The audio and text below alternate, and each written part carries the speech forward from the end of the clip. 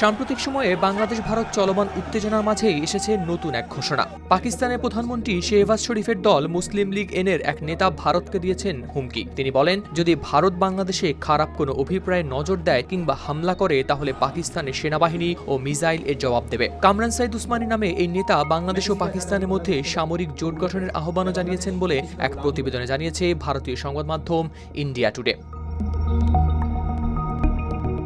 এক ভিডিও বার্তায় পাকিস্তানের ক্ষমতাসীন দলের এই নেতা জানান, যদি ভারত বাংলাদেশের সার্বভৌমত্বকে হামলা করে, যদি কেউ খারাপ অভিপ্রায়ে বাংলাদেশের দিকে চোখ দেওয়ার সাহস দেখায়, মনে রাখুন পাকিস্তানের জনগণ, পাকিস্তানের সেনাবাহিনী আর মিসাইল কিন্তু দূরে নয়। এই বক্তব্যে শুধু হুমকিই নয়, ছিল স্পষ্ট রাজনৈতিক বার্তাও। তিনি মনে করেন, বাংলাদেশে যদি ভারত অখণ্ড ভারত চিন্তাভাবনা চাপিয়ে দেওয়ার চেষ্টা করে তাহলে এটি সহ্য করবে না পাকিস্তান। পাকিস্তানের আগেও ভারতকে কঠিন পরিস্থিতিতে ফেলেছে দাবি করে সাইদ উসমানী বলেন, যদি প্রয়োজন হয় তাহলে আবারও এমনটি করবে তারা।